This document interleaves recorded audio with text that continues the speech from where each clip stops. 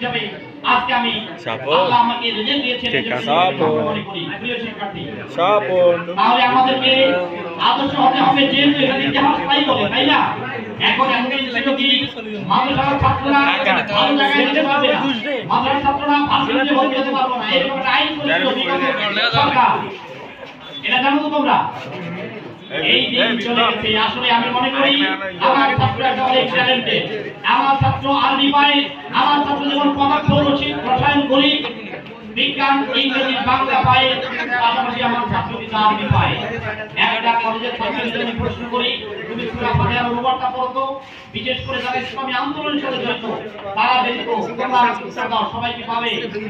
কিন্তু আমার মাদ্রাসার ছাত্র পাবে কিনা এজন্য আমরা নিজেকে গর্বিত মনে করি কিনা আমরা এই যে গর্ব আমাদের গর্ব করার জায়গা এই গর্বটা আমাদের কাজে লাগাতে হবে কি করতে হবে কাজে লাগাতে হবে আর আমরা যেমন মৃত্যুর পরে যখন চলে যাবো এই পৃথিবীতে সেই কথাটা গাড়ি রাখবো এই কথাটা বাড়ি রাখবো সেটা কিন্তু মূল্যায়ন হবে না আল্লাহ রাসূলের হাদিস পৃথিবীতে আমরা কতটা ভালো মানুষ আমাদের সন্তানকে করে দিতে পারবো আমরা কিন্তু সেই ভালো মানুষ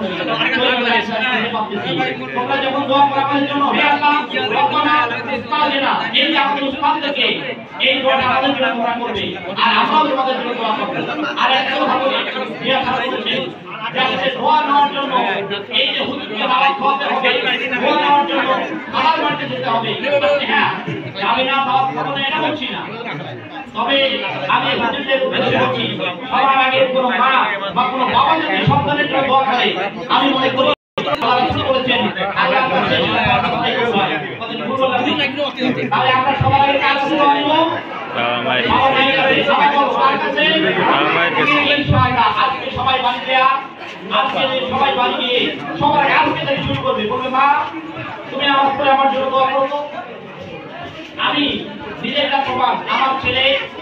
ক্যাডেট কলেজে চান্স পেয়েছে ও পরীক্ষার আগে দিন এত অসুস্থ ছিল স্বপ্নাতে পরীক্ষা দিবে এরকম অবস্থা ছিল না আমি রোজা ছিলাম স্বামী স্ত্রী আমরা দুজনে আমি তাহাজ্জুদ নামাজ পড়ে দোয়া করছি তো ও দেখা যাচ্ছে এই অসুস্থ অবস্থায় সে ক্যাডেটে চান্স পাইল আমি নিজে তার ফল পেয়ে গেছি ইনশাআল্লাহ আমি এই জন্য এই কথাটা প্রায় তারপর থেকে যত জায়গায় বক্তব্য দিচ্ছি এই কথাটা বলতেছি আমি জানি না ফাইনালি হবে কিনা এই আমার দোয়াটা হচ্ছে এখন একজন আরেকজন বড় ছোটকে সম্মান জানাবে আমরা দেখেছি এখানে যারা আলিমে পড়ে ফাজিলের ছাত্রদেরকে সালাম দিবে তোমরা দিবে তো ইনশাআল্লাহ যারা ফাজিলে পড়ো তারা কামিলের ছাত্রকে সালাম দেবে দিবে তো ইনশাআল্লাহ যারা কামিলে পড়ো তারা আলিমের ছাত্রকে সম্মান করবে যারা নাইনে পড়ো তারা টেনের ছাত্রকে সম্মান করবে যারা এইটে পড়ো তারা নাইনের ছাত্রকে সম্মান করবে যারা ছেলেরা পড়ো এইভাবে এটা তো করা দরকার যদি না করো এটা যদি তুমি না শিক্ষা না দাও তাহলে তুমি সমাজকে শিখাতে পারবে না তাহলে অনেক কথা আছে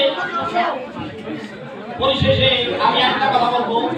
এই পৃথিবীতে আমরা বিজয়ী হিসেবে প্রস্তাবিত হয়েছি কারণ পৃথিবীতে তুমি পারবে না এই কথা বলবে না কারণ জন্মের সময় আমরা একজন বিজয়ী হয়েছি কারণ আমরা যখন পৃথিবীতে জন্মগ্রহণ করেছি বাবা মায়ের মেরুদণ্ডে যে শুক্রাণু হয়েছিল 40,000 শুক্রাণু নির্মাণু এটা মায়ের গর্ভের দিকে যাচ্ছিল সেখানে 39,999 জনকে পরাজিত করে আজকের জন্ম নিয়েছি তুমি আর আমি তাহলে আমরা তো জন্মের প্রথমেই বিজয়ী কি বলো অবশ্যই তাহলে আমি কি এই ক্লাস নেওয়াটা আমাদের জন্য কোনো ব্যাপার আমরা যদি চেষ্টা করি সাধনা করি আর সবার আগে আমাদের মনের সাহায্য নেই তাহলে মনে রাখবে ইনশাআল্লাহ তুমি এই ক্লাস পাবে সবাই বলো ইনশাআল্লাহ আরেকবার বলো ইনশাআল্লাহ আজকে এখানে বক্তব্য দিতে গেলে হিন্দু ধর্ম বিষয়ে কথা বলতে হয় না কারণ মাদ্রাসায় কিন্তু সমস্ত ছাত্র মাদ্রাসায় পড়ে কারণ এখানে সমস্ত মুসলমানের ছাত্র হিন্দু ধর্মের যে ধর্মেরই তুমি হও না কেন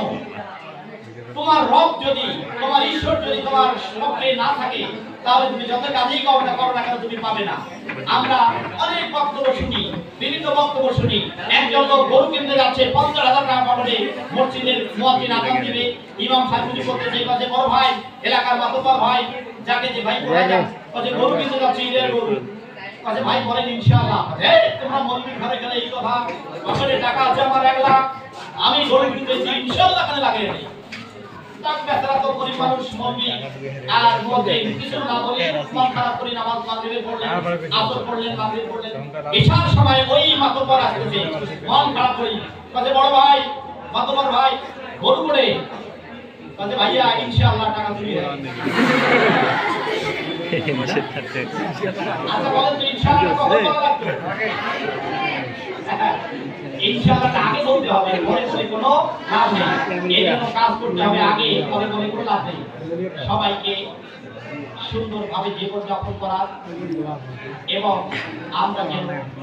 সুন্দরভাবে এই প্রতিষ্ঠান থেকে গতবারে ক্লাস পেয়েছিল 10টা 12টা 14টা, এবার আমি মনে করি 20টা ক্লাসের উপরে আমরা পাবো